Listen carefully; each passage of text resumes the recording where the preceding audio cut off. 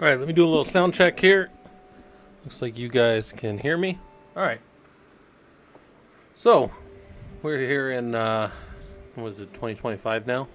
January 1st and all that good stuff.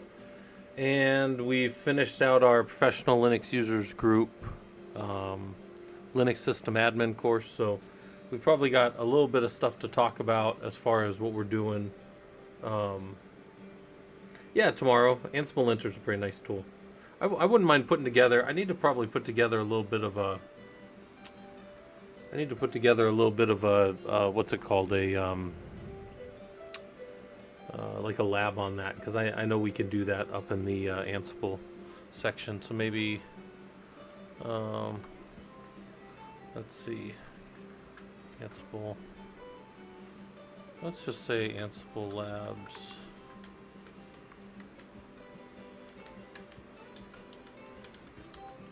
Let's do another Ansible lab linter. Yeah, because I used to use Ansible linter and also YAML linter. And it's interesting the differences you'll get between pure YAML and Ansible for linters, because like YAML linter cares if things are upper and lower case, like true and false, and the Ansible linter doesn't by default. Well, it didn't when I used it years ago. I guess I haven't really used it much lately, but I could still probably get it in there and run it. Yeah, I used to have that. Actually, that used to be part of a course I ran. Let's see if I can pull this up. I have a course that I used to run when I was at AAA. And I used to teach people. Let me see if I have this. No, you know what? It's probably back where we were. Give me 1 second here. Let me see if I can find this real quick. I think it was when I was with their lug.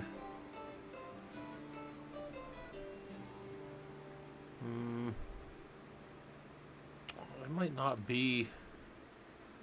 It might not even be in its own.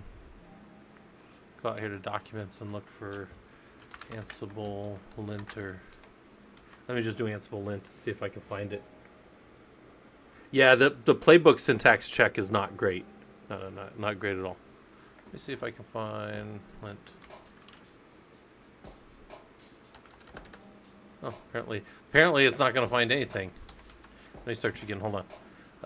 Yeah, so this was from an old lab that I used to run at AAA back in the day, and this was a set of servers that we had, and in this environment that we had, you would go onto a box that I had, and then you could configure all these other nodes. And I think in this one we had, yeah, we used YAML lint against something that I had set up, and then I gave them the ability to look at this. Wow, it's all the way back in 2018. And this was how I hit the Windows servers. This was back when I used to use WinRM on 5985. And then you had to have a vault to get into the lint, because I had a Windows box in this lab form as well. And then we did YAML lint, and it gave you these weird warnings. And then we did Ansible lint. Yeah, I remember digging in on this. And then you could run, yeah, the syntax check. But syntax check, again, like you said, it's not great. It's not a great tool. I don't really like that. Yeah, I've never released this lab right here. This is a lab that I did at a company long ago. I wouldn't mind updating that and putting it into our Linux labs. So I've got that on my notes over here for things to do on the linter. I got to think about kind of like our plans for the year for ProLUG, and also maybe our goals for ProLUG. I'd like to see our. We kind of had we hit 1,000 people last year in Discord right around March. It was like March 27th or 28th. And then in April, we kind of started blowing up and got like 3,300 something people. Oh, Rally Red. Yeah, you could use the VS Code extension. Yeah, I didn't even think about that. There probably is like an Ansible lint in there, isn't there? Let's go see their extensions. Let's just see what linters there are. Python. So anything that has, it's got a lint. Let's see if there's a YAML lint or an Ansible lint. Just here, Ansible language support. I'm pretty sure I have that in there. And then Vault, if you have Vault. That's kind of interesting. I wonder if I don't use this for my development of Ansible stuff. I always write Ansible and VI, mostly because I'm crazy. I probably should use the linter though. Yeah, I see the Ansible extension up here. I'm pretty sure I actually have it in here. Yeah. I mostly, guys, most of you know, I mostly draw on VS Code, and then I'd use it for my source control on stuff that we do with our labs, right? Like when I build labs and stuff. So sometimes you guys will see me build labs out here. Yeah, that's interesting. I'll probably do that. I'll probably do the Ansible linter and YAML lint, because YAML lint is also just another tool, right? Raleigh Red, how far to Ansible do you go? Tower 8, not in the labs. In the labs, I couldn't do Tower AWX in the labs. That might be a good one. The problem is, I've never gotten AWX to work because that's upstream for people that don't know. I've never got AWX to work in Kubernetes. Never. They're like, this is the easier way to do it. Use this Kubernetes operator, and it never worked for me. I've always run it. Ansible has always been run, AWX or Tower, or, Ansible Automation Platform has always been run on physical boxes for me in the enterprise. That's the only way I've ever gotten it to work.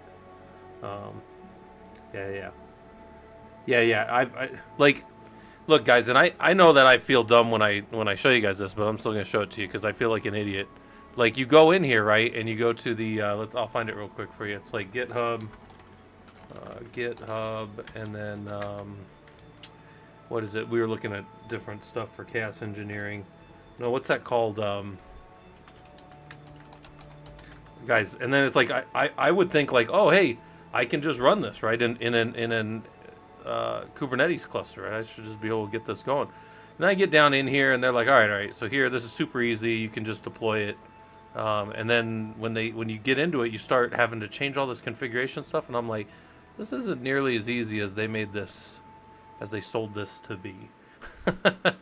Where's that? Is this it? And they're like, oh, we just use our Helm chart, something like this. I don't know. Anyways, Tuber T said, I'm still doing lab 2, and nope, you're not lost cause. You can keep going. You just got to keep working. There's a lot to do now. You only got 18 more days until the end of the Linux course, Tuber, if you want to finish it. DevOps Jockey said, have you completed the 16-week Linux system admin course? What's next? Yeah, I don't know. I'm kind of planning that out right now. I know people have been asking me for a long time to do a CISSP study group, but I don't know if we have as many people super focused on that.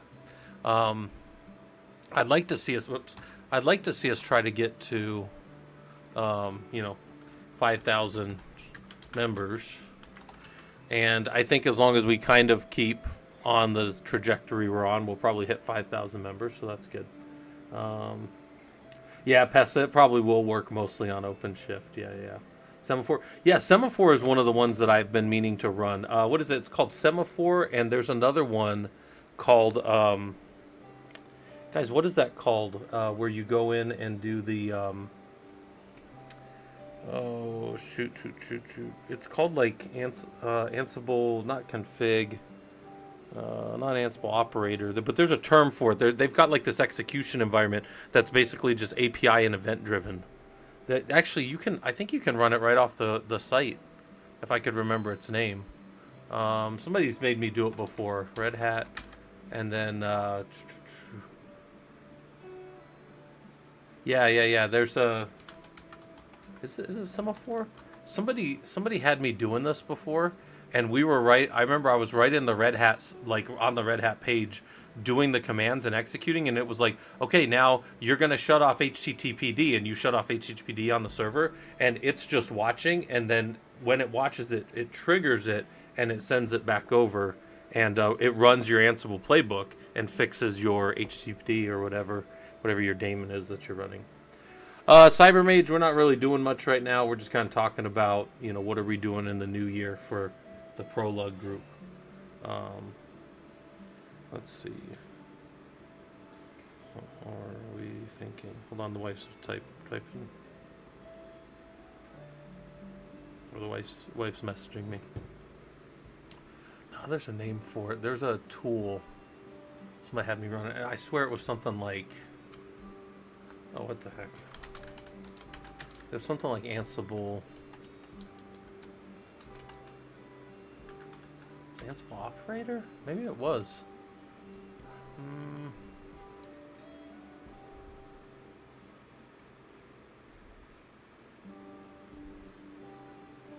This is just somebody's page where they're showing it. I'm just trying to look. None of these commands look like what I did. It might have been Ansible operator though. But that doesn't sound right either.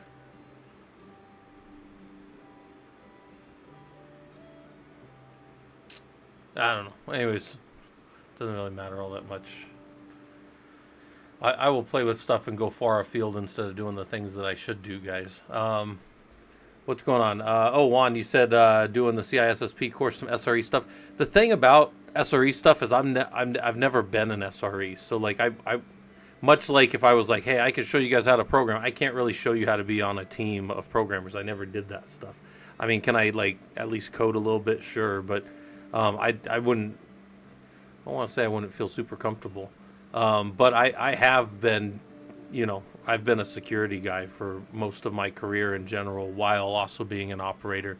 So like teaching CISSP, I obviously have one, and then CCSP, those kind of things wouldn't be like a step away from like what I feel comfortable in, if that kind of makes sense. I'd feel kind of weird trying to like SRE stuff. I could bring in good SREs. Like I know some of the guys that are even here are good SREs, but I've never run that. I mean, keeping stuff up, like you know, uptime and stuff, that's stuff we could talk about. I've been doing that my whole career too, but I've never officially been like a site reliability engineer, I guess, if that makes sense. Yeah, we do networking, Lord Processor. Yeah, I have some networking stuff. I'm trying to think. It's actually interesting. Yeah, CISSP does tend to bore most people to sleep. I think the only people that go for it are really taking a shot to try to break in the industry, or they've been managers around it for a long time and they're like, I probably need to go do this. I actually took the CISSP. If you guys don't know, here, you guys want story time real quick? Pessa, have you heard my story about how I got my CISSP? I'm pretty sure I got it right before you came to the team over at AAA.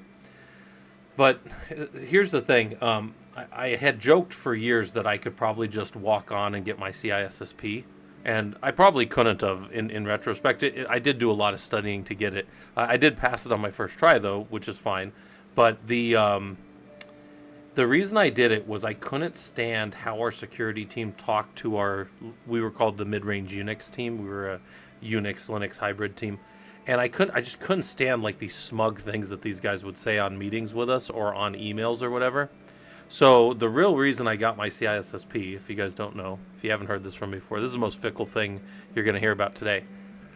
I had 3 email signatures. I had my normal email signature when I talk to people. Doesn't have any of my certs or anything or any of my titles on it.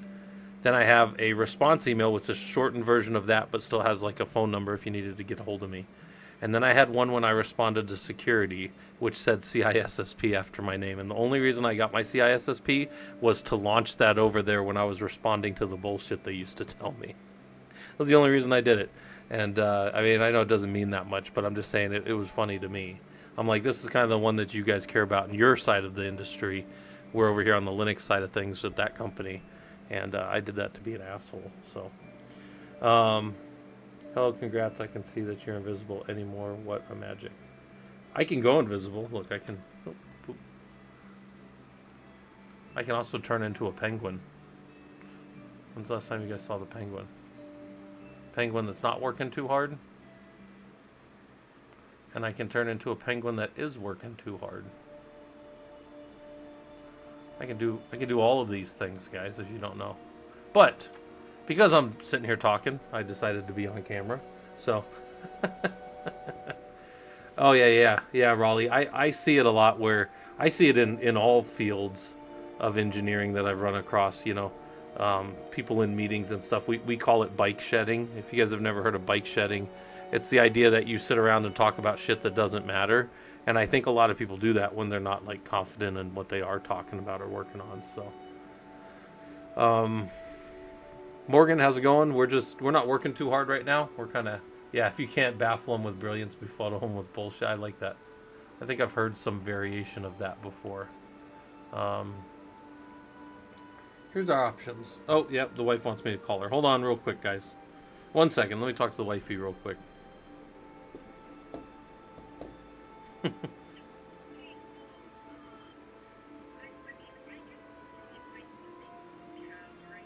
Mm-hmm. Okay.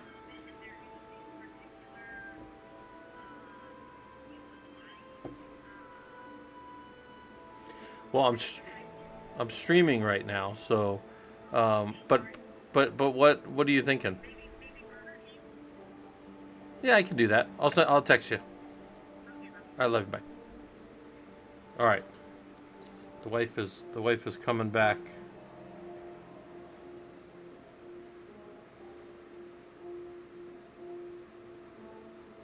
from her sister's.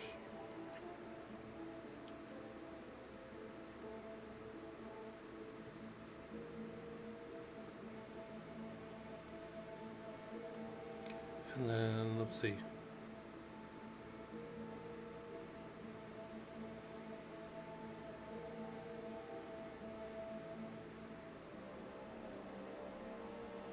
All right. Turn the mic on. Oh, I didn't care about the mic. I didn't care if you guys heard what the wife was talking. I sometimes I turn it on so you guys can actually hear the wife talking. As long as I don't show her on camera, she doesn't get mad. Morgan, I have a question. Linux is more safer than Windows. What happens in Linux world? I asked that because I want to handle Bitcoins on Ethereum wallet without getting compromised by the operator. Yeah, so Morgan, I wouldn't say Linux. Okay. Linux has less of a footprint in the industry, so it's definitely less of a target, let's say. But there's a lot of automation that attacks Linux. Like I tell you guys all the time, or I show you guys all the time, for people that haven't been around. If we go to my logs page here, this is the last 6 hours of people trying to get into my Linux machine in my home lab here. This is a rough estimate. That's about 300 attempted logins. And we've had some where there's even more. I mean, there's time in here where there's a lot. I mean, we've had a lot of login attempts and that kind of stuff. So I wouldn't say that Linux is, any more secure if you're not going to operate it in a secure way. But I would say that there's less scams around it, I guess, because less people are running Linux, and people that are in the Linux world are probably more tech savvy. Maybe that's just my thoughts on it than like a Windows person would be. Because like the Windows is going to be your, 99.5% of the population. I'm just kind of answering a question for Morgan over here, but yeah, I think you can do anything you want. I don't play around with the Bitcoin stuff at all, but I mean, you'd probably be able. I can definitively say this from being a Linux engineer for 20 plus years. I can make Linux more secure than anybody can make Windows. I can say that definitively. That being said, like I don't know that like the average person could necessarily do that. I guess if you sat around and worked on it long enough, you can make anything more secure, on the Linux side of things. But I don't, Morgan, I can't give you any advice on like what you would want to do with it because I don't play with any of the Bitcoin or I don't play with any of the wallet stuff, moving money and all that kind of stuff. So. Actually, give me 1 second here, guys. I need to grab some water. Give me 1 second here. I don't know why I start coughing as soon as I start talking to you guys.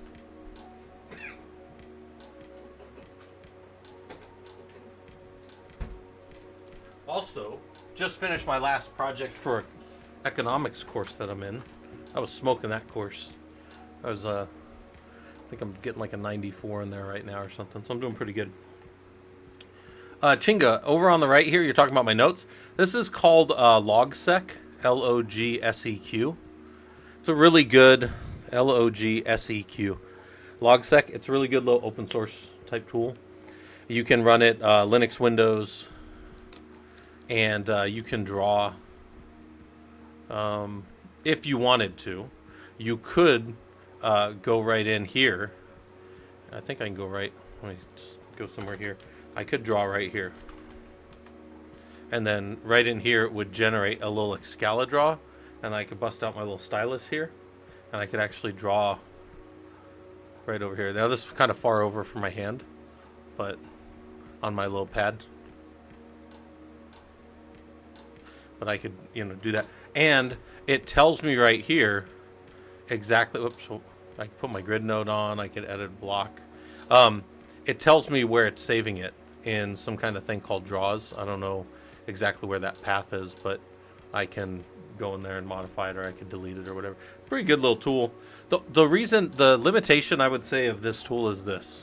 This is the thing I don't necessarily like if we're talking logsec. Logsec is constantly rolling off what I'm doing, so I just like, I've got stuff down here. This was when we were talking about somebody found a Linux engineering role, and then it said, what do you do? And then we started going in, and I was like adding notes to it. But then these notes have scrolled down to back what I was doing on that day. Well, that was December 18th. We haven't thought about that in a while. And then for future stream topics and the stuff we were working on, we were using this when we were building out the troubleshooting labs the other day. So when I was doing the troubleshooting labs, I was like kind of checking these tasks off. Now you can also turn things into tasks. And then you can come in here and you can say, I have built out Kafka in my Werewolf lab, but I didn't get it all working yet, so maybe I need to leave that. Did all my dissertation stuff. I was going to start a Linux course on LeanPub, so people that want to go through it later could. And then I need to rebuild my P01 Jump 01 box because it's CentOS 7. Fix the image for the logo. I don't even remember what I was talking about there. I need to build out Overleaf. So I got a lot of stuff.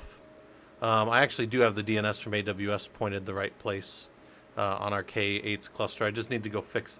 I haven't really advertised much that we have the site up. It's because, actually, here's goals, plans, fix the site so it's working. The site exists and it is accessible for any of you, but it is not, you know what, my con board, no, I blew up my con board last year, Control Byte. My con board has a whole bunch of stuff in it that I just wasn't doing anyways, so. No, I don't do any of the cryptocurrency stuffs. Yeah, I scribble a lot, and I got a notebook. I got a physical notebook I keep things in. I'd tell you guys the notebook that I go to the most, I default the most to this one right here, is OneNote. I love OneNote. I think OneNote's one of the best. Yeah, well, Logsec keeps moving everything off the bottom of my screen. At least with OneNote, I always have, did I say OneNote? It's Notepad++, guys. Sorry, I just look at it in dark mode. I also do like OneNote for other reasons. Like if you're collaborating with a team, it works well. It works well. 5,000 members in Discord. We don't make anything off of Discord. I've told you guys that. I don't charge you guys anything for Discord. You guys are just welcome to hang out down there and, you know, do whatever you want down there. Fix the site so it's working. We are also going to, for people that are finishing up, there is a component that Treasure built out that I have to put into my Kubernetes, and that is the validation of completion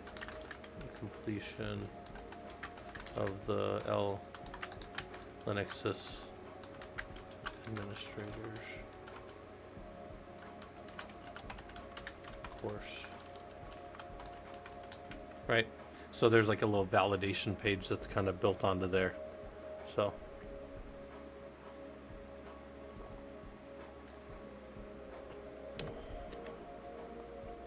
All right. Morgan said, do I think the human race evolved from technology, money, and follow the same pathway, become completely digital? I don't know, Morgan. I try not to get into too much of the future stuff. I'm one of these guys, I get to deal with like what's going on right now. I get to deal with like all the technology that's going on now. So I don't know where things are all going, but I try to show people how the things do work. And I don't get too much into like where the coins are going. You know, I don't know. Like I have no problem with the crypto stuff. I just don't do it myself. I have a buddy who made millions. He tried to get me to help him mine stuff in like the early 2009, 2010. You could still run it on your desktop back then. But he had stuff in the data center just running on GPUs in the early 2000s, and I just was like, I'm not really super interested. And he mined up a whole bunch. He had whole coins, I think I want to say he cashed out in the 30 to 50K range, but he did pretty well with it. So yeah. Get for version control, yeah. Control byte. Where do you control byte? Where when you do your notes and you send them up to Git for version control? Are you doing that inside of, like, what are you doing that in? Are you doing that in VI, or what's your tool of choice? Control byte. I missed it. I only asked that because I've never thought to really send things up to Git, and now that I think about that, might actually be kind of good. Typically Vim. Yeah. So guys, by the way, this is all, like, I've told you guys, I have like 3 layers to my note process, right? There is always a recording going on here. So this is always recording, but this is way too raw. I mean, like, if I were to tell you guys, all right, let's look at what we did the other day on stream, and then we started to go, I'm going page by page right here, right? Because we were like, and then like here was us like looking at, how many times it took to do 1,000, and then I go up and I'm going page up at a time. And then we were talking about S, and I was like, okay, I wanted to show this. I wanted to give somebody an example of an output of SS on a machine where we had just fixed HTTPD. I could go back through my recorded elements, but we're literally over 100 pages of scroll up right now, right? This is like my rawest form of notes. This is true system output as we moved around yesterday and we're talking, right? This is like this is a mess. But if I was like, I wanted to show you guys when we did the DNF update right after we fixed our Rocky, and you can see right here that there's no kernel. Like, I wanted to give an example without the kernel, because then when we come down here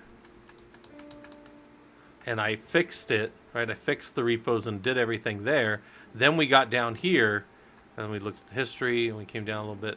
I don't even know where I did. Oh, so then I put the I didn't do the kernel update, but the kernel update was there.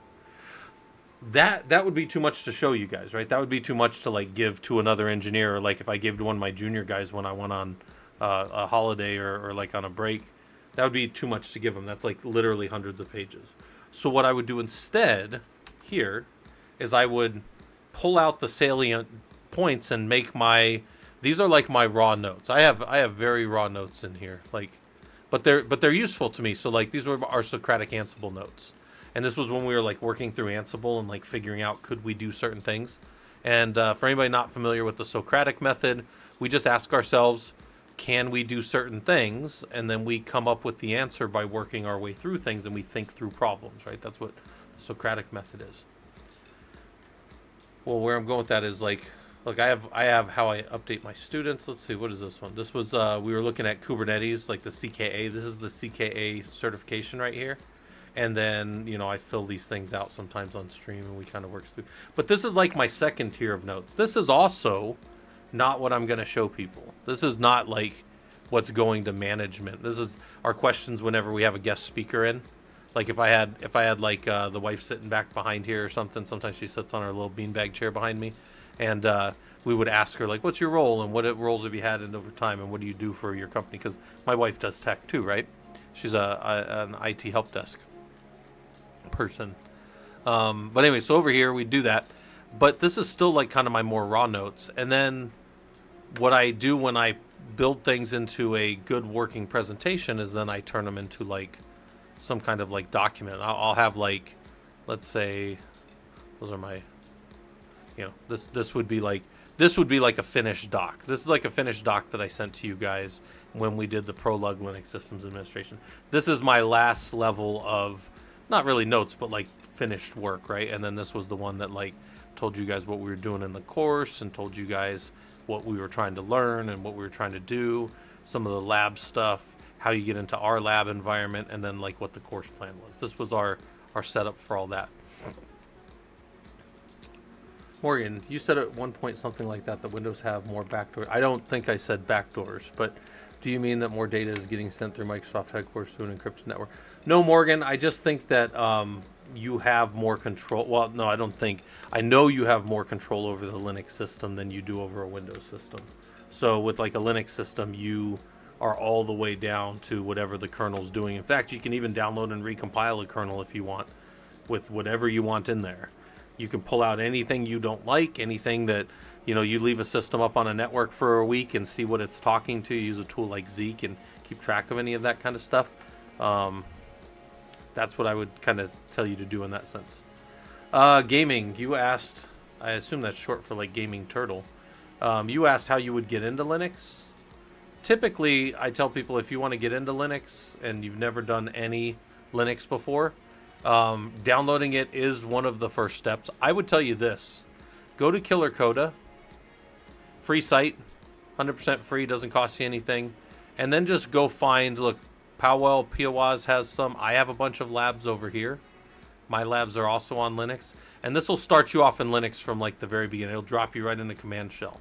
Never done any Linux before? Here you go. All right. Look around the Linux system. You never done it? Here's Linux right here. Boom. You drop in there and you can do this with me right here. Yeah, so, I mean, you can remove and put anything in or out of a Linux box that you want. You can't do anything like that with Windows. You're going to get exactly what you get with Windows. Your best shot in stopping Windows from sending information out is like, probably like figuring out what it's sending and then closing off those ports on your system. Anyways, look at this real quick. You're a new system administrator at a company. You've been tasked with finding out information about your servers, right? So you come down here and you start to look at information about the systems. Gaming Turk, you said why Linux over other OS? I think people can do whatever they want. I'm not like here to argue and do any of that stuff. The goal of my group, the goal of what we do as far as the professional Linux users group, is to get people that are hobbyists, people that are doing Linux here for fun, and making them into professionals. So getting their hands on the system, understanding what they're seeing here, and understanding why this is important. The two things I showed right here are just two simple commands that show you stuff about the system. But the real value for somebody that's like a Linux systems administrator is, hey, I'm running, I'm at a company and there's a problem, and we need to put in, we've got vendor support from Sun Microsystems, which got bought by Oracle, right? So we've got support from Oracle on Java, and our developers are coming to us and saying, hey, can you put in a support ticket with Oracle for us? And they need some information. There's two things that they will 100% of the time always ask.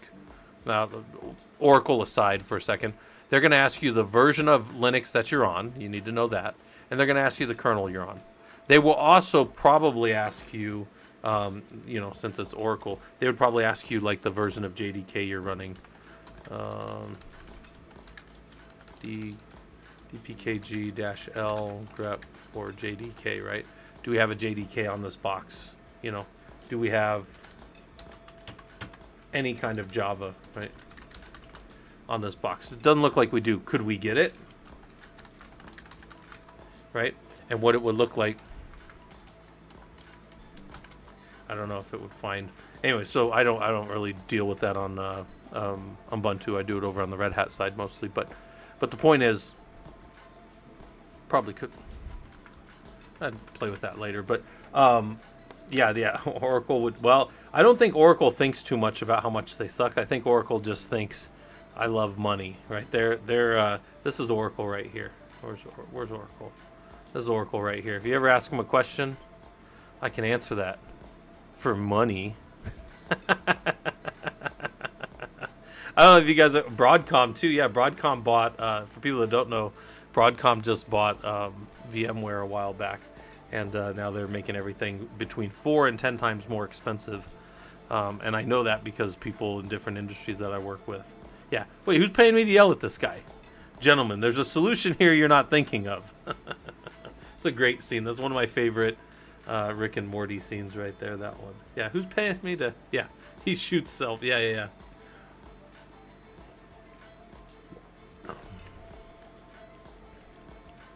Labs. It's all labs in the ProLUG book, and will new ones be added to it?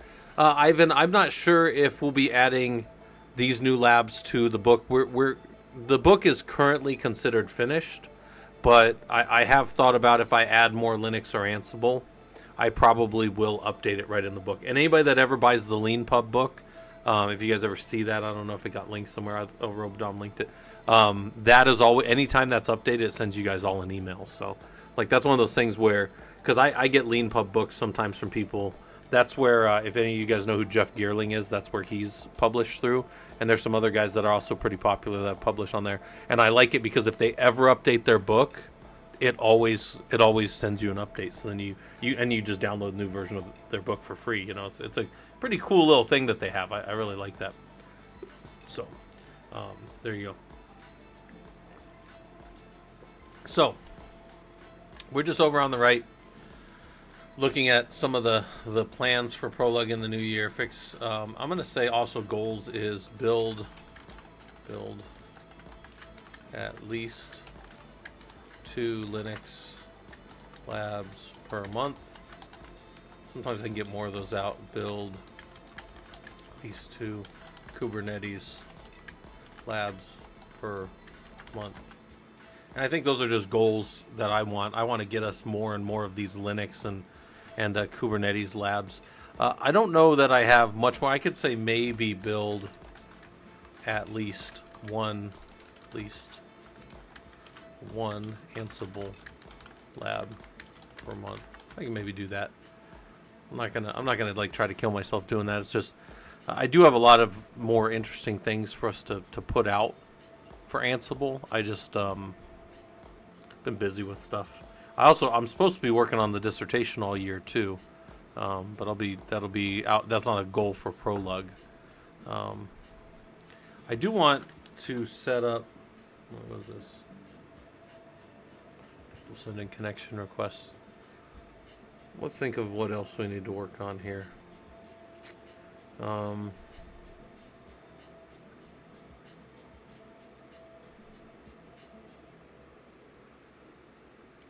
got lots of searches to knock out for the next few months. So I'll be in study prison until those are done. Nice, Braga. Do you know like the order you're going for on that? Braga over on the Twitch side said that he's going to be studying for a bunch of certs.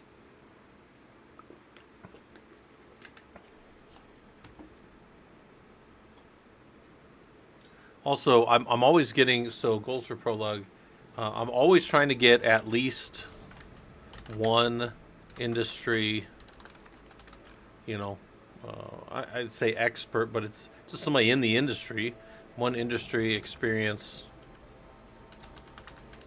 person to talk each month. I try to keep, at our meetings, get you in there. You're going to get Solutions Architect Pro? Nice.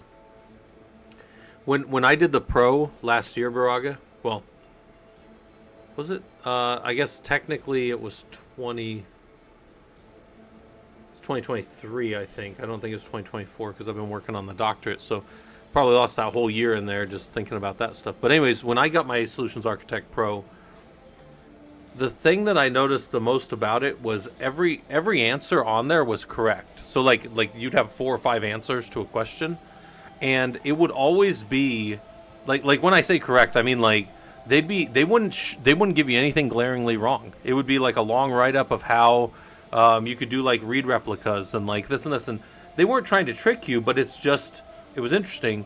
In the question, they would say, and the focus of this company is security, and their guiding principle is like being as economical and saving as much money as possible. And you would look at the solutions and you would go, okay, these are all pretty right, but that's effing expensive. Like that, you can do that, but managed services for Kafka is not the most efficient way to do that. Probably doing this other tool instead. So when you're studying for that kind of stuff, you're gonna when you're studying for that stuff, think about that, because Solutions Architect Pro. I actually went and took that. In fact, John, you moved up to Idaho. You're out of state now, but I took that right by your house. There's like a college out there where you were living in out here in Phoenix. I took it right over there by your house, so it's kind of interesting. Trevor said perhaps you can write up your dissertation of sharp format like types. I will probably do in the future most of my dissertation work, and when I start getting ready to publish it, I'm probably just going to use that open source tool. What the hell is that called?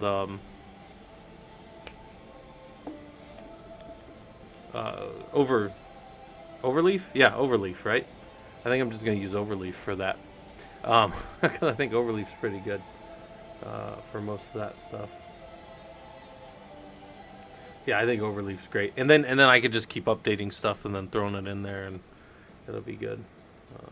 Still learning, and grays are overtaking beard. Yeah, my grays are definitely overtaking what I've got of a beard. Also, the wife's supposed to cut my hair. I'm going to Ohio next week for work.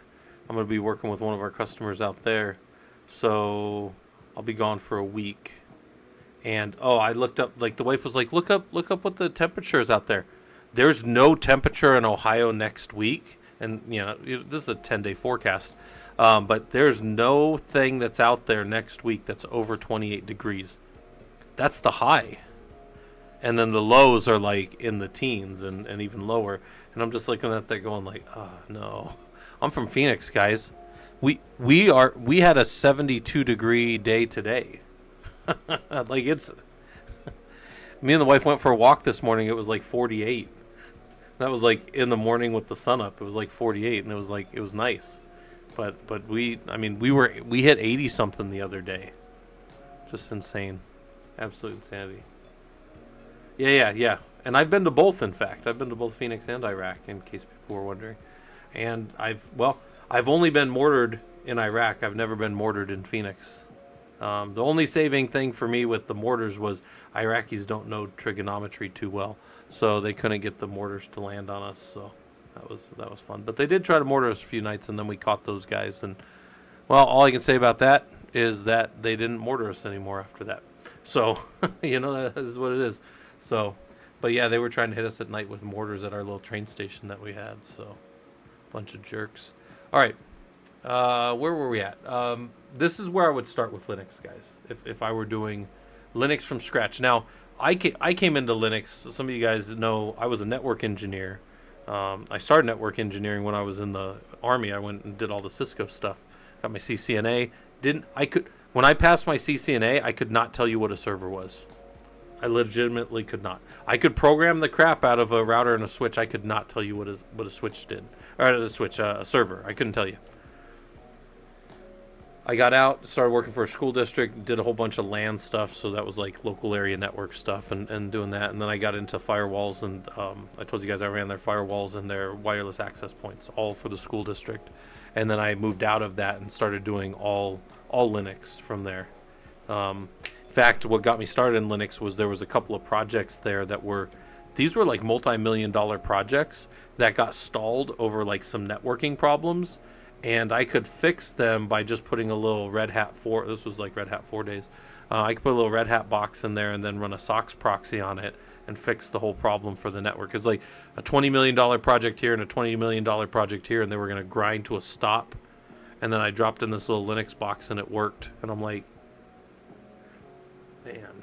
Anyways, that's what got me into Linux, was that one specific project. In fact, it was we were bringing computers. If you guys care, we used to use a tool called WebSense, and WebSense, the kids knew how to blow over the top of it. It was they would just hit the button a whole bunch, and they would eventually get past whatever filter. Then we moved in a proxy version, Computer Associates, which was a very popular tool back then, and it was inline. So all the traffic had to go out through it. Well, when we did that, we were using a Cisco PIX firewall, which uses a trusted internal and an untrusted external. So if people knew how to bypass the proxy, they'd be able to get out.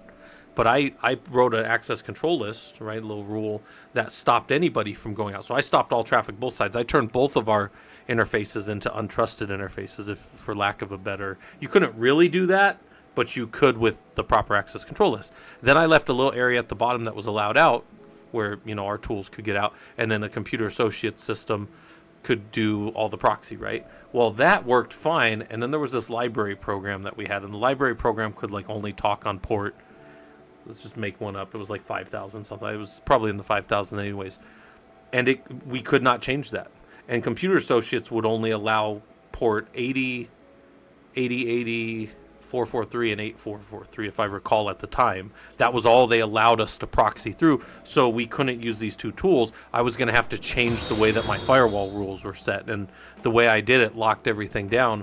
And I remember going, I'll just use this fucking Linux box. And I built a little Linux box, and my boss was real into Linux too.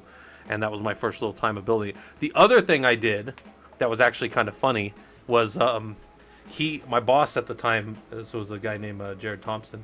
He had a TiVo box, brought in a little TiVo box, and we were like, what's going on with this little TiVo box? And he goes, we're going to mod it so I can open up an FTP server and we can pull stuff off of it. And I was like, awesome. So we did that. We modded it. And some of you guys might remember this would have been like 2004, probably early 2005 when this was going on, me and him. If you guys recall, people started suing TiVo because, or TiVo was suing people actually. I don't know exactly who was suing who. You can go look it up. But people were modding TiVo like that, and TiVo was suing them. And the GPL version 2 people, the people that released the version of the OS they were on, they were like, wait a minute. You got it open source. How the hell did you take it closed source? Right? Because TiVo didn't provide any of the source in their devices. And this went into a whole big thing. And you can look up, that's why GPL3 exists. You can go look it all up. It all happened in the early 2000s. But that was the other thing that I did that got me into Linux. So what else do we got here? Use Linux mints. Am I allowed in the... Coding Mountain Man, you could use whatever Linux you want around here. I am okay with anything. The only time I tell people to use a specific version, like when I tell you guys, hey, maybe go to Rocky, or hey, maybe go to, SUSE or any of these versions. The only reason I'm going to tell you that is because that's the one that has the biggest footprint out in the industry. Yeah, actually, TiVo was the first time I really got into record. I never had a TiVo. People I knew had TiVos, and I would help them get in there and mod them. So that was one of my early little getting into Linux type stuff in the early 2000s. All right, where are we at? Yeah, and then every cable company went into their own DVRs, and it didn't work. But yeah, anybody's allowed to go into our Discord and hang out. I tell you guys, like, our goal is to take you from being a hobbyist in this space and give you the tools and the, I guess, knowledge to do this stuff professionally if you want. Television boxes draw so much power when idle. That's probably true. Oh, nice. Oh, me corn. Told us a lawsuit like 13 years ago. Yeah. It was bad, but that's it. TiVo won it enough that GPL2 had to change. GPL2 went out after that. I don't know who won all the lawsuits and stuff, but I know that GPL2 was found to not be strong enough, so then they went to GPL, the version 3. So, guys, give me 1 second real quick. I gotta go off camera here because I think the wife's coming up. I think the wife's gonna pop in here in a second. I think she's home. Let me go check on her.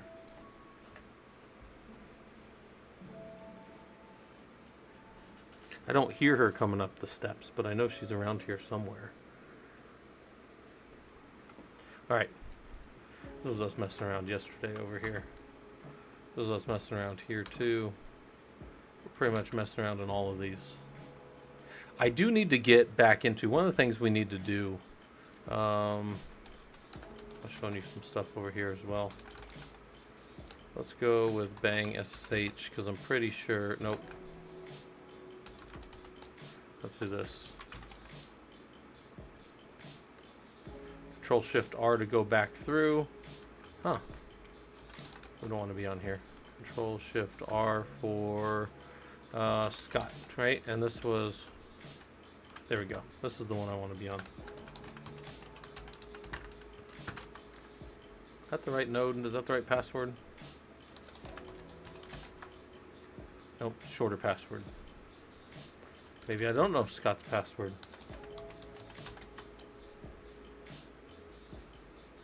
Uh-oh. Give me a second. I think I know the password.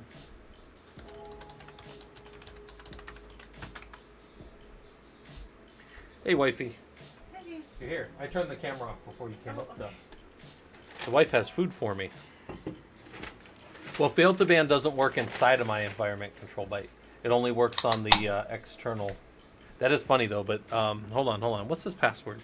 I only have a few lab passwords, guys. So if it's not that one, See if I left my Maybe. Maybe the wife's the best. Hold on, guys. Now I'm losing my mind here. Wait, why don't I know my Scott password? Wait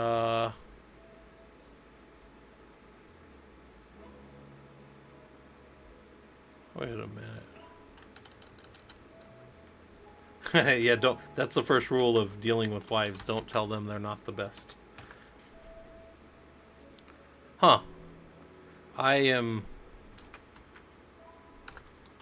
90% certain.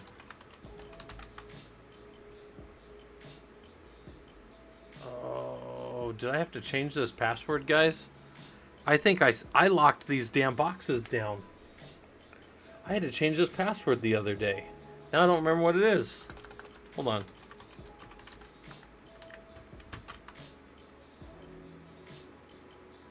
Guys, I don't remember the password. I think we changed this.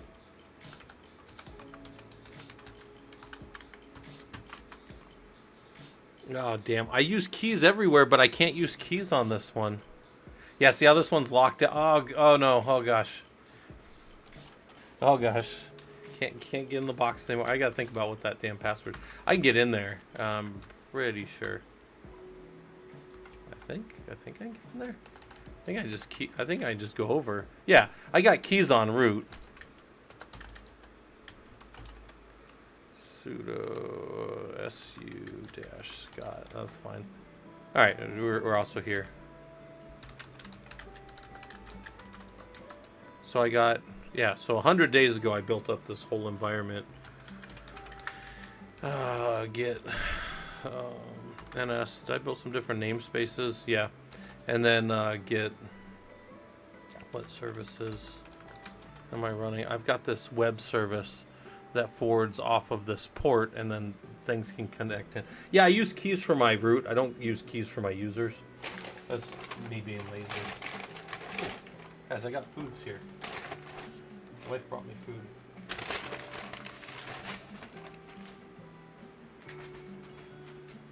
Yeah, I don't know why I have to log in. I don't know why I had been logging in as that user, but now if I needed to, I can just change this password, right? But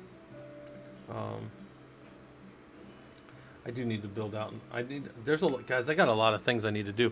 One of my goals for ProLUG 2 is, because I got asked this the other day, and this is kind of important, have a backup for if Killer Coda ever blows up. Like, be prepared to give lab access. We have a lot of lab access, but we don't have as much lab access as we do for Killer Coda. All right, guys, I gotta munch on my food here real quick while we're sitting here. So I'm going to put up a little hourglass. My hourglass. Nope. Wrong one. Wrong one. Hourglass. There it is.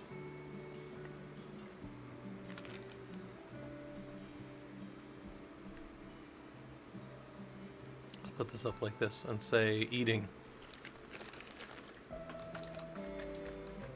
Take a break. So if anybody needs to take a break, go take it. I'm just kind of hanging out. And munching on some jalapenos.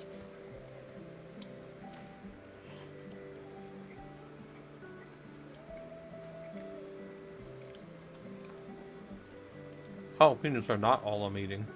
That's part of it. No, it wasn't caps in that case. I just couldn't do my password.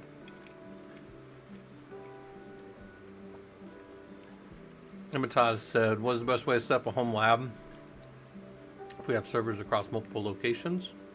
Multiple servers available currently with Proxmox. Well,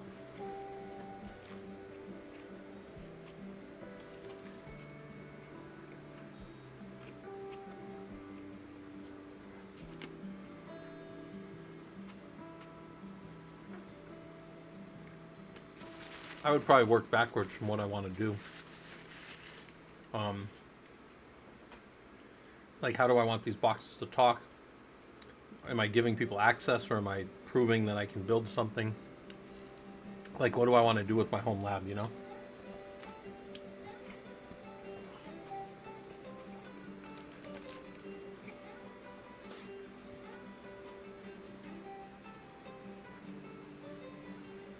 You guys know my home lab. Well, some of you know. I run a tool called XCPNG. I run 3 physical machines, 2 of which have 128 gigs of RAM in them, and then a slightly smaller one, and he's only got 32 gigs of RAM in him. And they run various types of stuff in my environment. Look, they're not using all that much memory. They're not doing all that much. Now, this is my lab one, so the lab one tends to be, this is where everybody connects into. This box tends to be under a little more load, yeah. A little more CPU usage, which I like. I want him to be under higher load. I got another one that's kind of doing a lot of infrastructure stuff, Kubernetes and that kind of stuff in here. And this one's also not under too much load. In fact, I think this one's probably under pretty low load. No, Robodom, it's just jalapenos on a Whopper.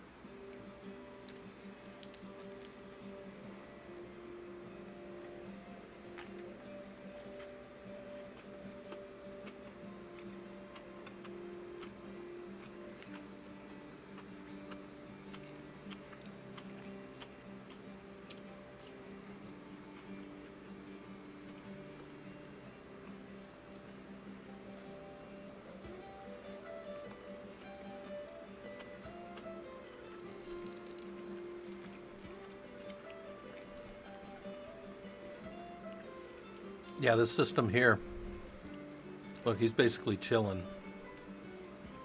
Not doing anything. He's running all of my Grafana and monitoring stuff. Running Prometheus, he's running my Kubernetes, running my Guacamole for people that want to access over the internet.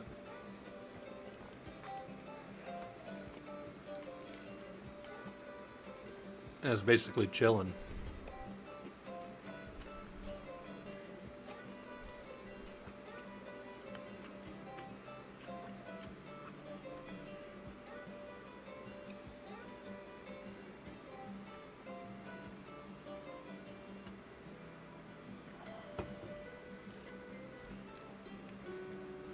Alright. I do got to pull a few of the jalapenos off this, man. They went hard on the jalapenos on this one. And while I do like them, I don't like a mouthful of like 4 of them. That's a bit much even for me.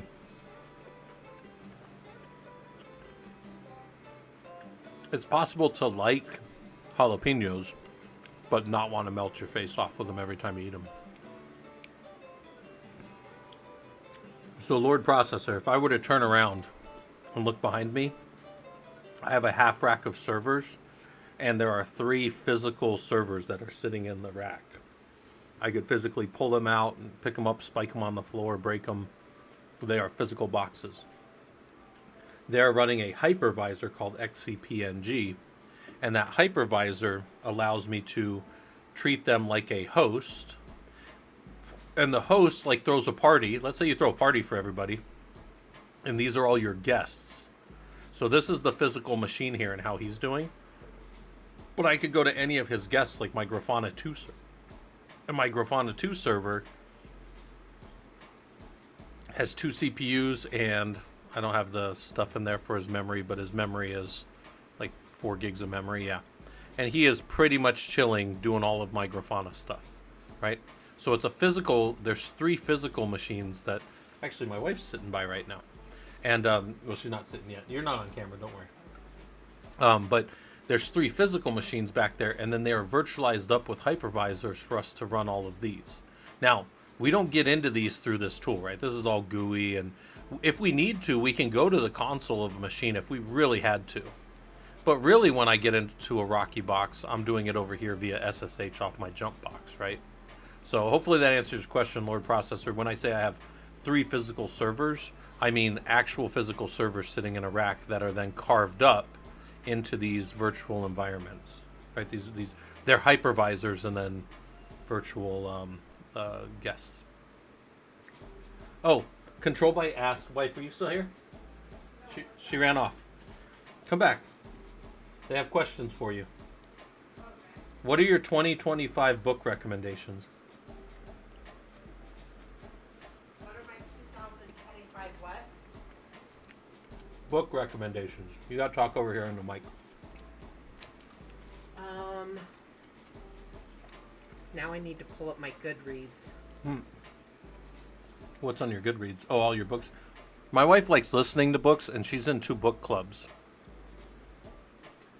So, how about, why don't you start with telling them what's good that you've read? Well, I like historical fiction. Let me see. Goodreads. She's pulling up books for you guys. She wants to read an Agatha Christie book every month with me. Yeah. I told her ain't nobody got time for that. You do. I probably do.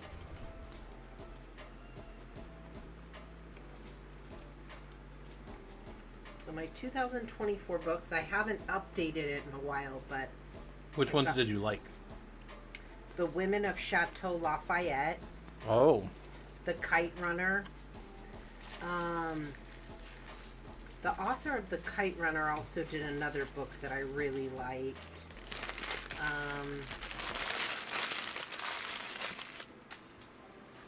We'll step away for 1 minute. You guys Okay. be nice to the wife. I love Lisa Jewell books. They're kind of mystery. I love anything by Lisa C. So I like White Chrysanthemum. Nope, that was not Lisa C. I'm a liar.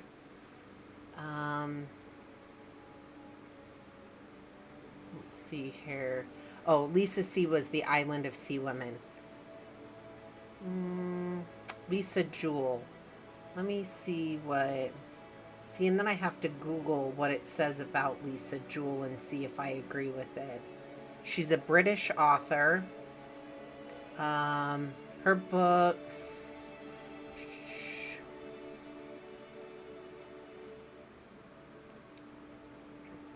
Her most popular book is Then She Was Gone. That was the first one that I read by her. She does kind of like these mystery movies or mystery books. Read some crappy ones. Ooh, Shadow Divers was really good. She's taking my chair, guys. I have taken his chair. Shadow Divers is about the search for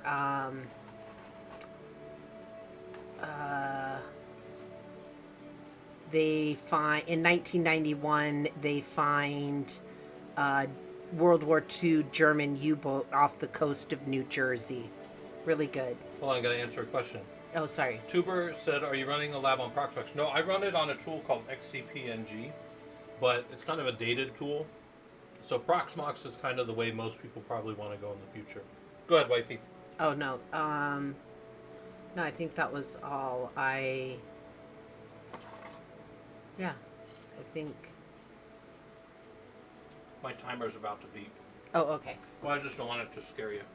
Oh, okay. Yeah, would have You'd be like, what is going on? Okay, I'm going to go work on taking Christmas down. The wife is destroying Christmas. You guys heard it here first. Okay, let me know when you want to come back in. They probably got more questions for you. All right. So, I'm still technically eating these little mozzarella sticks. But I think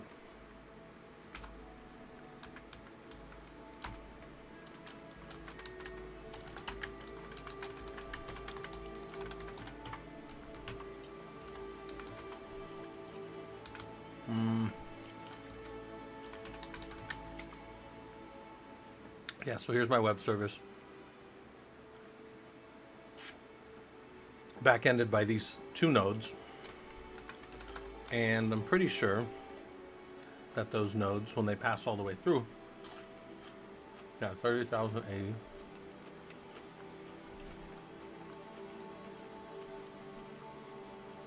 I haven't looked at this in a while. Oh yeah, James Patterson. I've read some of his stuff. You guys want to know a good one? Hold on. Anybody here fantasy or like anybody here ever play any D&D or any of that kind of stuff?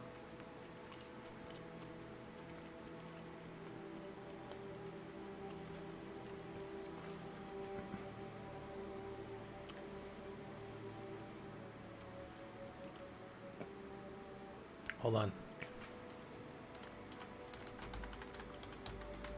You guys ever heard of Will White? This guy wrote some pretty good books, but this one right here, this series right here, I really enjoyed. And I don't think he's ever gonna finish writing them or write any more. He just wrote those 3 and then it was done. And it was pretty good. I don't know if his stuff's any good.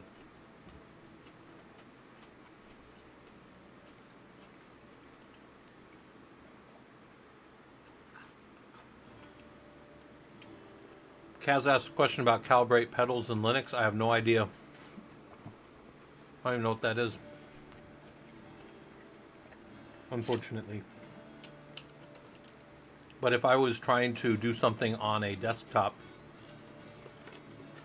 I would try to figure out what the tooling, I'd start with the documentation for the tooling. I would figure out what I would work backwards. I always work from what the desired end state is. Like, why do I need this Fedora KDE Plasma tool? Why do I need to run pedals in it, whatever those are? And then, what functionality does this give me? And is it worth the time to go, search through blog posts, read through their documentation to get it working? Or is it something that's driven by is it driven by me just wanting to do it? Or is it like a customer or like an enterprise requirement,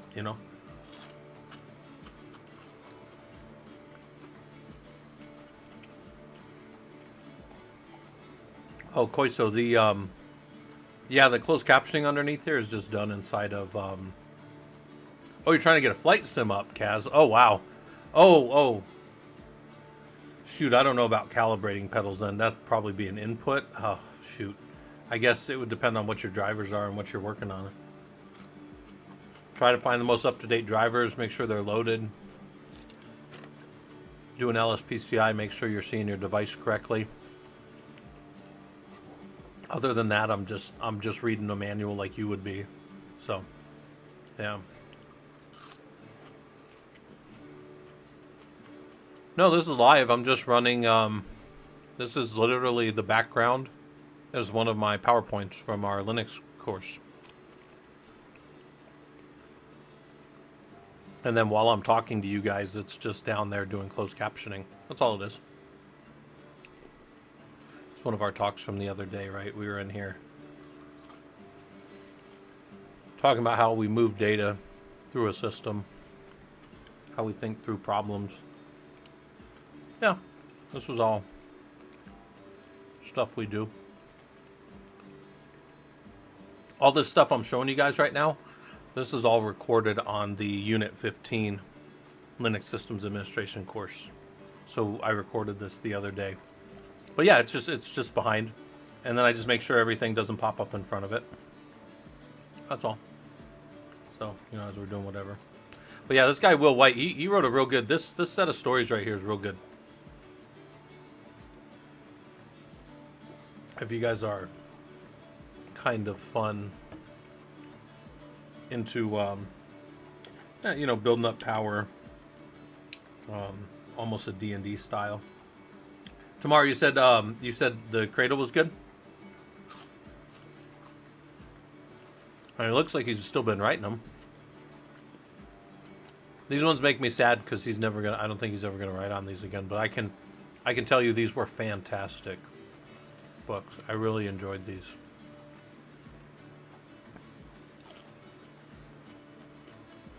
It was very good. I'll check out Cradle though.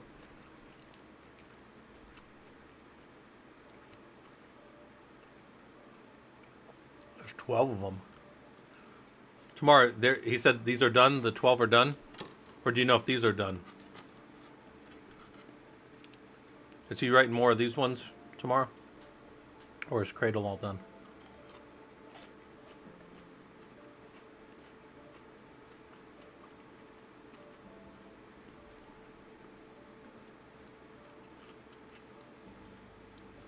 Yeah, Koiso over on YouTube, you pointed out that yeah, people can probably just feed stuff in and make movies nowadays.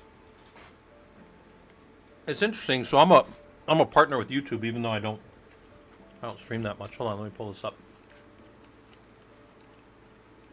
I'm back. That was my last little tasty snack.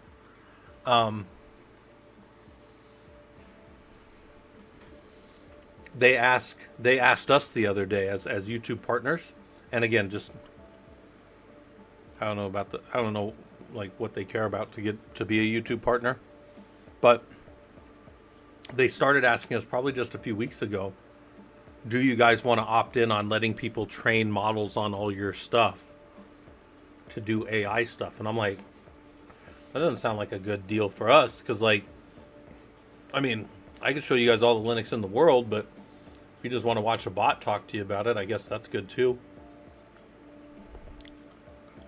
I need to... got stuff stuck in my teeth. Tomorrow you said the series is finished. Okay. I'll check on that. Let me...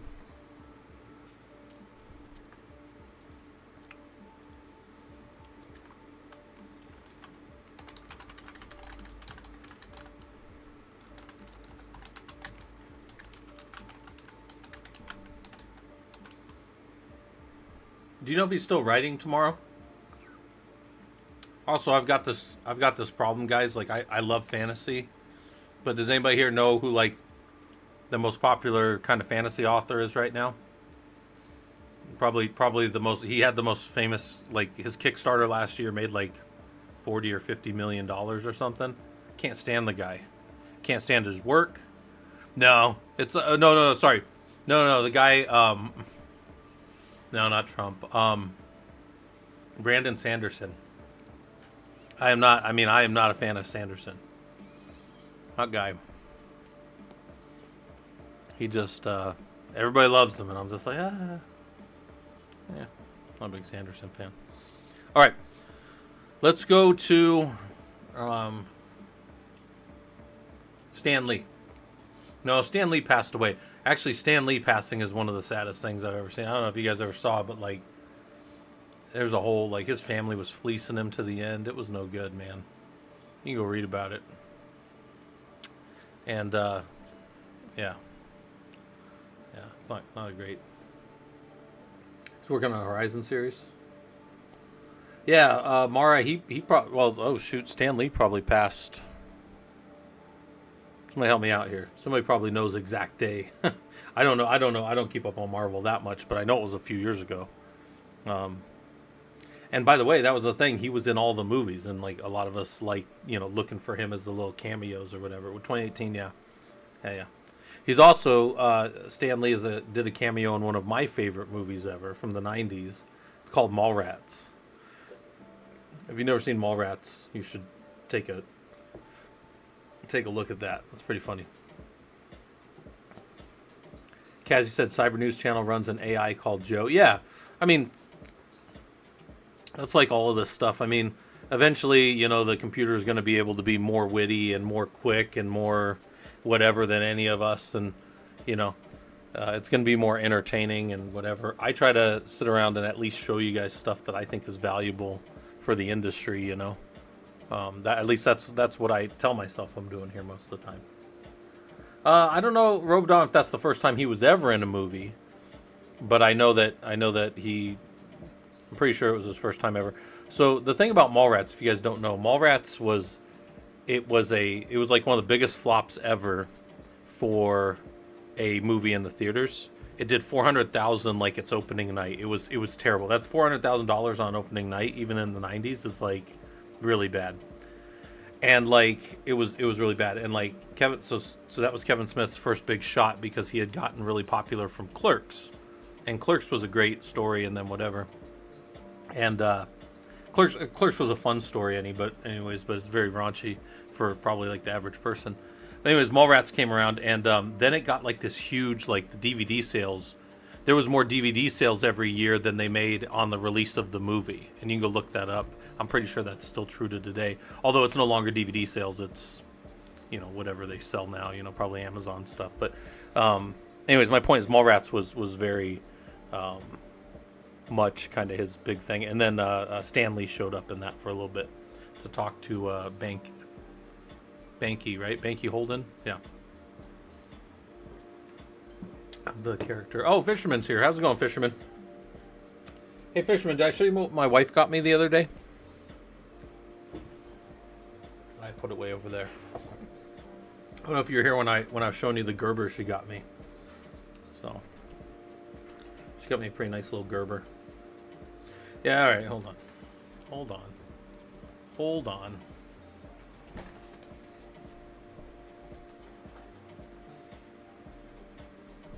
Now it's bigger than the Gerber that I carried in Iraq.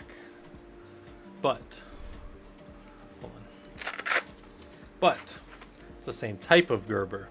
And the reason this is such a nice type of Gerber, if you guys don't know, is this right here. See that? I can be working on a server, right? I can have this down on my belt loop, right? This can be down here, and I can be like working on something, and I can open this and pop this out with one hand. But if it was stuck on my belt, I can go like this, and then I can work on whatever while I never have to give up the other hand. Whereas if you guys have used like Leathermans and some other Gerbers, you have to flip them open and use both hands. So you have to stop whatever you're doing to open it. So I always really like this. This is the same model. It's a little bigger model, but it's the same one that I carried in Iraq. So when I was a soldier, I used to carry one of these. So yeah, you snap it open, and then you've got your file, and you've got knives, and you got all kinds of little stuff in there. It's a pretty good little, pretty fun little tool. There, I think this one's about 120 bucks. So it's not cheap, but it's a good little tool. Only thing I don't like about it, I'm probably gonna have to order a slightly different. So this has the can't really see, but it's got the connections for this to hook up to what's called like an Alice system, or what the hell's else? They got a more modern name that they call it, but it used to be Alice. Anyways, I want the one that goes on the belt, so you put the belt through it like this, right here, as opposed to down through it, which clips onto like I don't know. We used to call them Alice systems. They're called there's some new name for them now. If any of the military guys are around, they could probably tell me what it is. I forget what it is, but it's not the Molly system. Oh, it might be Molly. Yeah, Restarted said it right as I was, or typed it right as I was thinking it. But like the MOLLE, yeah, the Molly system. I think I have a Molly Ruck system still from when I was in the Army. They were just deploying them when I was in, and that is what they call it. That might be what it is. Anyways, the point is, really, really nice little tool. All right, so what we were doing is we were planning out kind of what we're doing for ProLUG in the new year. I got to fix the site.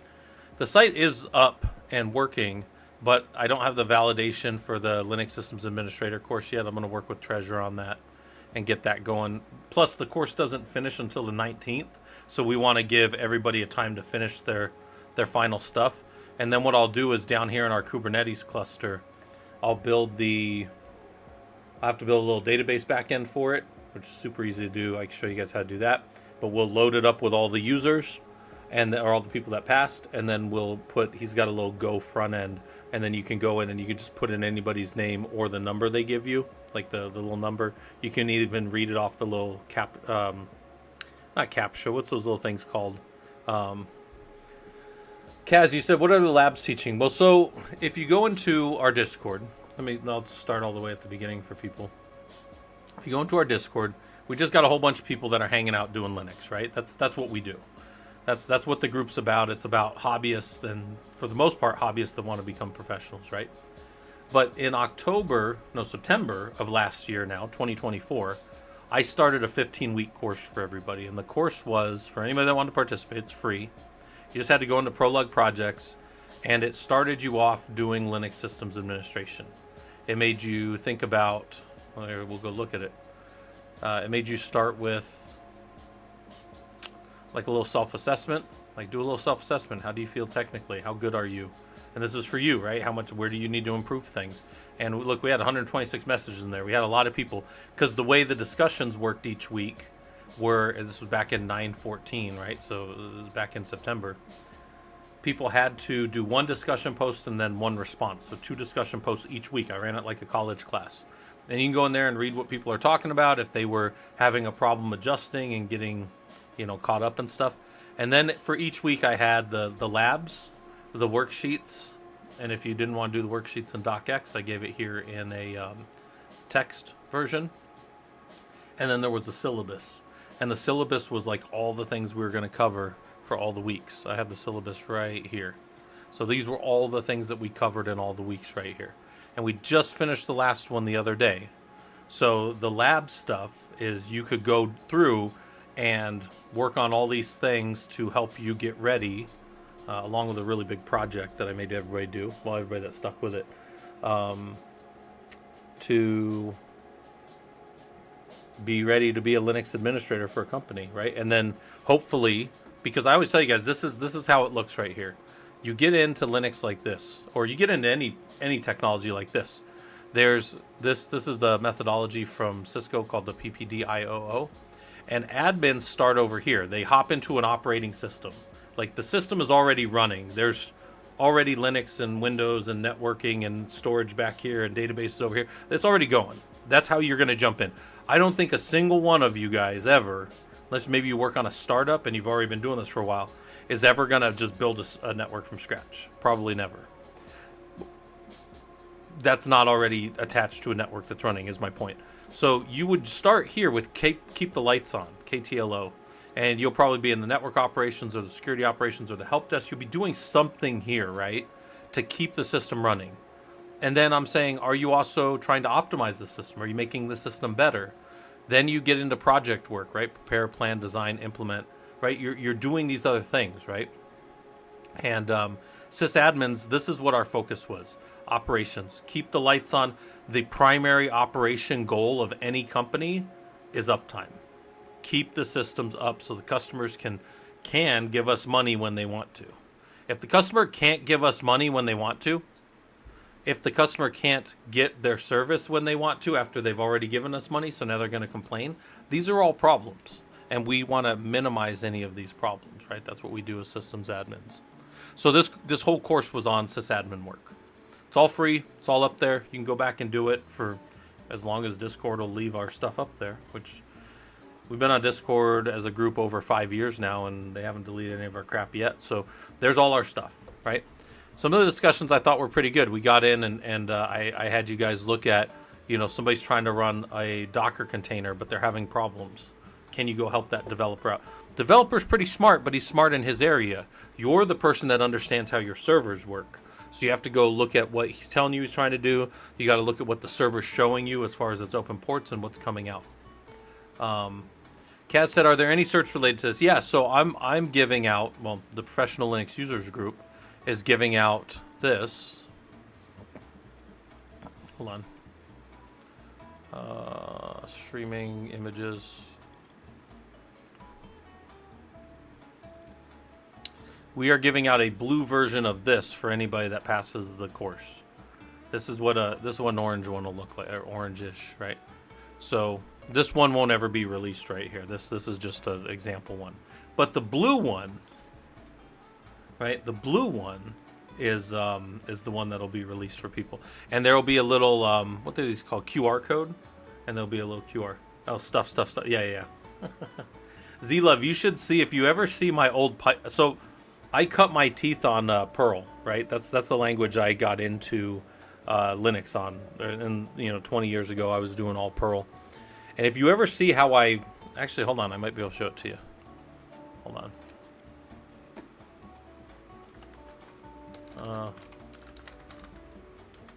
Yeah. If you ever see me like cut up an array or something, this is from one of my notes right here. Right, hold on.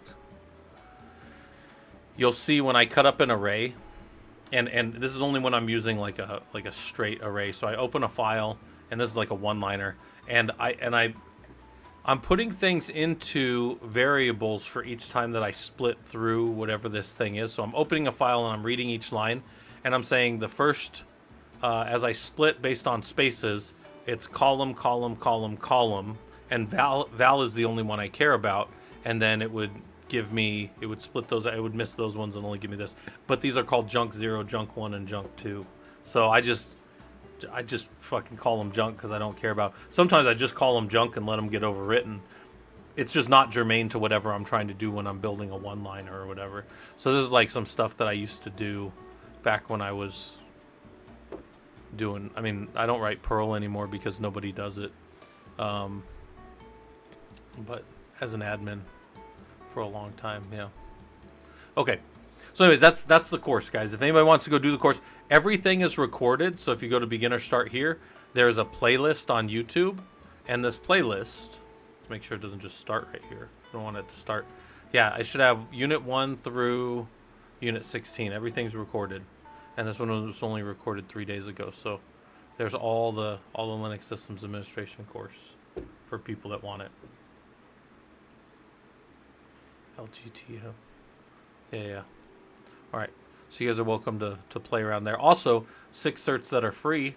And I had challenged people. It's the new year now, so I guess it's over. But I had challenged people by the end of last year to go and get this chaos engineering one, which is kind of fun, from Gremlin. It's free. These are all free certs right here.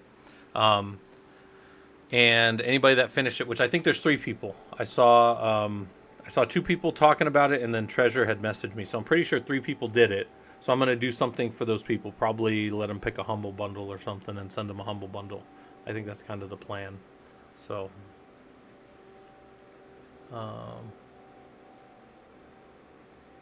okay. Where was I at? So, Lord Processor said, did I build out 19 lab environments on Kubernetes?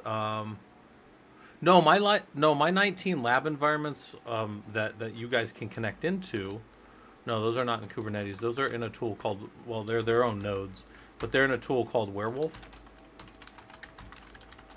And Werewolf takes over for, well, I actually have some explanations of this out there, but Werewolf takes over a whole network segment, for lack of a better term. It runs its own DHCP. It runs its own TFTP server. You can iPixie boot or probably some other stuff. It runs its own NFS. It runs DHCP, obviously. I think I already mentioned that. But that's so that nodes come up and are defined. So look at this. wwctl node list Kafka -a. So my Kafka node, when he comes up, he's running this Rocky Linux 9 lab, and then he has, when he comes up, this is his MAC address. So I should be able to SSH over into Kafka off of this node. I'm in, what's my uptime, who am I, and systemctl status, Kafka. I don't know if Kafka is running on here.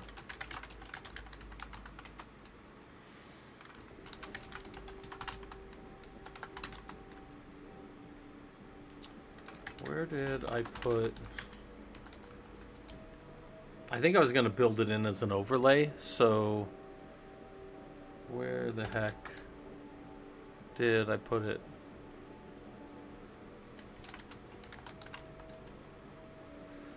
Oh, see, this is my problem, guys. I never remember anything. Where's it at? It's in here somewhere.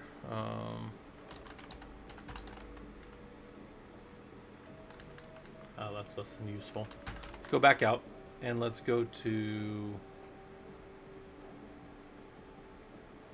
I could have sworn...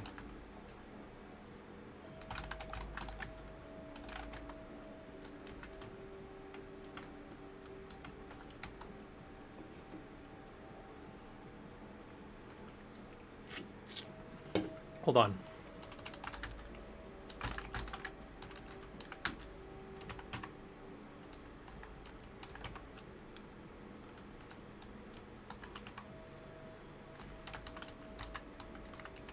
I think in here, so we're in a container that I had originally started to build out for Kafka. And let's check rpm-qa-i Kafka. Did I install anything? No.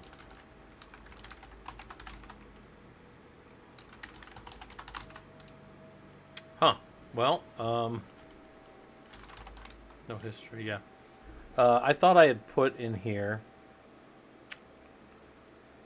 Kafka related things, but apparently I didn't. This is why I tell you guys I can never remember anything. So, oh, we want to say false, exit. So then it doesn't rebuild the container because there's nothing that it can do. Yeah, we could have searched for Kafka, but if it wasn't in root and if it wasn't an opt, I didn't have it on there. So where the heck did I put it?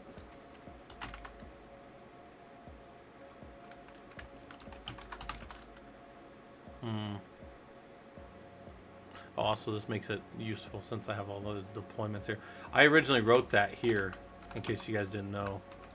I was doing Radix deployments on my system, and I wanted to make sure that... So Radix is a stick viewer, and I wrote this little playbook to go and deploy to any number of nodes that I wanted, and then pull the information back to my system. Actually, I actually need to use this on a contract that I'm on. I'll probably run these tomorrow, but on another system. So, yeah. So load processor. No, I didn't build out a Kubernetes environment for everybody. I built this out for everybody, and currently you have these nodes. Well, you have these nodes right here: Rocky 1, 10, and then 2 through 9 that you can use. Then we have a troubleshooting lab here, a troubleshooting lab here, and a troubleshooting lab here.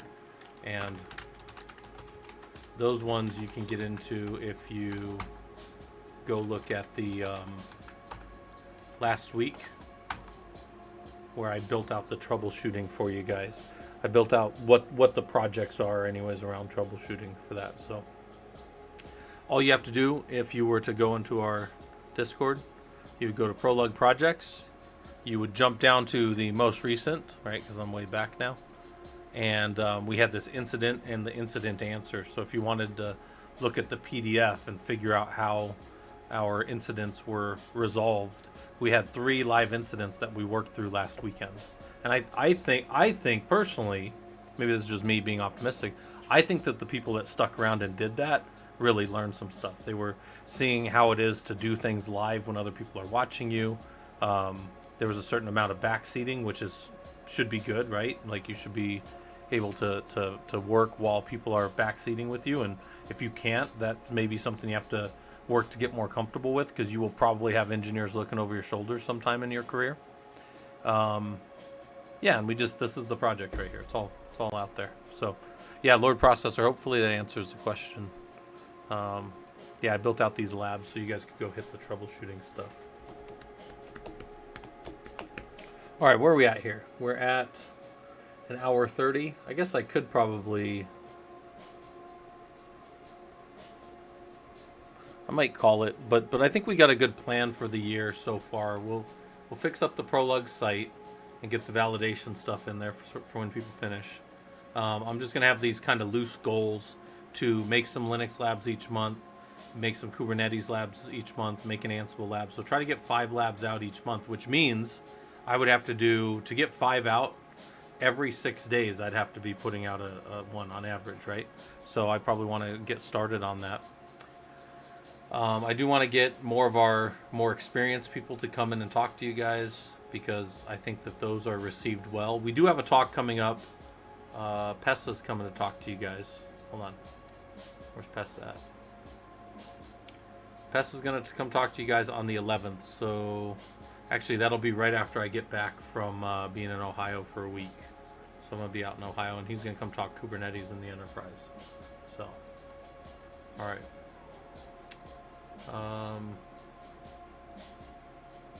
You guys can always hang out down in the Linux chat channel. Sometimes there's people down there talking.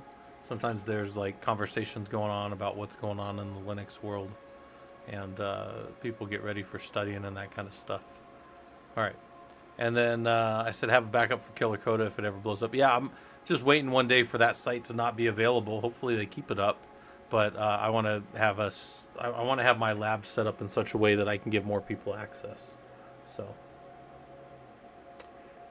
why use OpenTofu instead of Kubernetes? Do you see was I using OpenTofu?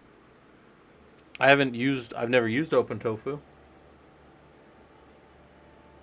Are you asking Mara why some people use OpenTofu instead of Kubernetes? You probably mean Terraform. Terraform is owned by HashiCorp. HashiCorp's owned by IBM now. Some people moved away from it because of that. The biggest reason that people moved away from Terraform was in 2023 August. Yeah, I want to say it was August of 2023. Yeah, they went to a business source license, so they changed their model of how you can use their software. And I think a lot of people should at least look at that before they keep using their tool. Although people go into OpenTofu but still using the HashiCorp language, I don't understand why. I don't understand how. Also, I think people that are using OpenTofu should go look at OpenLava and see what happened to them, because I think that is something that has already been threatened at least twice from HashiCorp to sue them.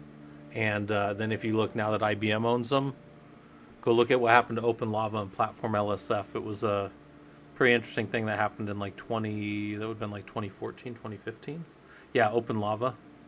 Yeah, I'll link it to you guys if you want to go read about it. But you'll say, oh, that sounds eerily familiar.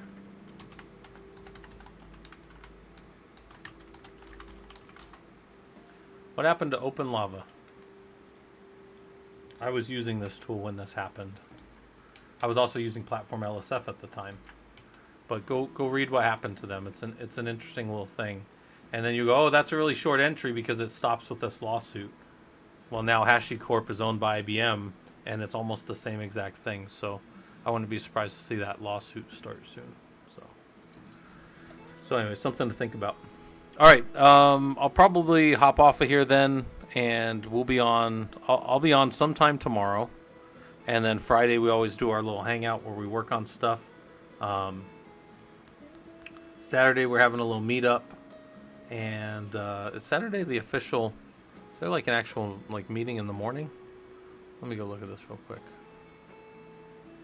We have a meeting in the morning. Yeah, the ProLUG New Year event is in the morning. I need to figure out something to do for that because I couldn't get any of the people I wanted to come talk. So we're just gonna do whatever we do that day. So I think a lot of the industry is moving away from VMware. I would go check out, what the industry's saying about it and what's happened after Broadcom bought them. I don't know. I mean, I had a VMware cert back in 2010. I don't know that I would ever recert any of their stuff. That's just me though. But okay. Let's go find something here. Let's go find. Is anybody doing anything out here in the world? Anybody over here to be rated on the Twitch side of things? Who's doing sciencey stuff? Who do I know that's doing sciencey stuff? Nobody. All right. We'll just go ahead and end it here then. You guys are always welcome to hang out down in Discord. You're always welcome to go talk and do whatever you want down in there, as long as it's not illegal. All right, take care.